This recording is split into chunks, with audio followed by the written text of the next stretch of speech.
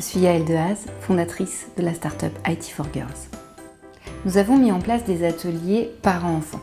Là, nous accueillons les enfants à partir de 7 ans parce que pour utiliser Scratch, il faut savoir correctement lire et écrire. On accueille les enfants avec leurs parents plutôt le mercredi après-midi pendant l'année scolaire, mais pendant les vacances scolaires tous les jours. On apprend aux enfants et du coup aux parents à créer un jeu. Donc l'enfant, il n'est pas seulement utilisateur du jeu, il n'est pas que joueur, il est créateur de jeux vidéo. Donc on lui apprend le début d'un programme et ensuite une condition. Si la balle touche la raquette, alors la balle rebondit. Si la balle ne touche pas la raquette, alors perdu. À la base, si je fais un atelier d'informatique, on a dit que les parents inscrivaient plutôt les garçons. Il nous est arrivé d'avoir des filles. C'était les sœurs des enfants qui étaient là. Comment attirer les filles sur nos ateliers?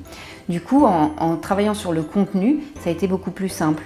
En disant « viens créer ton centre équestre, viens faire vivre un animal virtuel, viens créer ton film d'animation », là du coup on intéressait les petites filles et une fois qu'elles étaient sur place, on leur apprenait simplement à coder.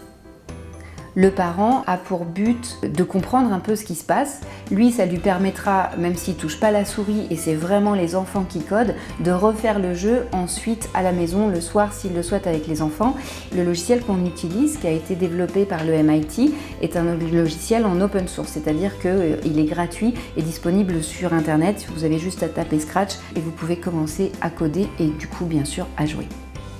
On a une personne qui est entre guillemets au tableau et qui va animer l'atelier et puis ensuite on a des personnes qui vont co-animer et qui vont aider le parent et l'enfant si jamais il y a des difficultés, mais c'est plutôt rare. Après, on demande à l'enfant de personnaliser son jeu. Bien sûr, il y a ce que nous, on explique, ce qu'on enseigne, et qui peut être la même chose pour tout le monde. Les lignes de code, il faut qu'elles soient bien ordonnancées, parce que sinon le programme ne fonctionne pas. Mais après, on peut dire, voilà, lorsque la balle touche la raquette, alors l'enfant choisit un son. Et ça peut être un son drôle, une voix humaine, ça peut même être un cri d'animal. On a dans Scratch une bibliothèque de sons, et c'est l'enfant qui va choisir le son.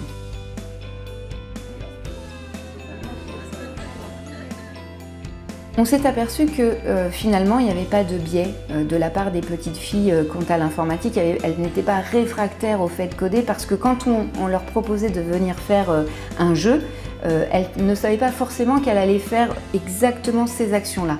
Mais finalement, elles ont écrit un programme informatique à travers un jeu et donc quelque part on leur a simplement appris à coder. Et on a montré aux parents que leur enfant était capable de programmer un jeu simple à partir de 7 ans. Nous distribuons à la fin de l'atelier un questionnaire de satisfaction. Donc bien sûr, les questionnaires sont unanimes. Est-ce que ça c'est les enfants ou est-ce que c'est le succès de notre proposition? En tout cas, on a toujours 100% de réponses positives. Et puis, on envoie aussi un questionnaire post-atelier quelques mois après pour savoir si les filles sont retournées sur Scratch, si elles ont demandé à être à nouveau formées, à participer à d'autres ateliers indépendamment de nous, ou si les parents leur ont offert un ordinateur. Et souvent, c'est le cas. Ce que nous aimerions aujourd'hui, c'est que toutes les entreprises s'engagent à nos côtés, aux côtés de la start-up IT4Girls, pour proposer à tous les enfants de coder, et notamment les filles, parce qu'on pense que le monde de demain doit se construire avec les garçons, avec les filles, tous ensemble, pour l'améliorer.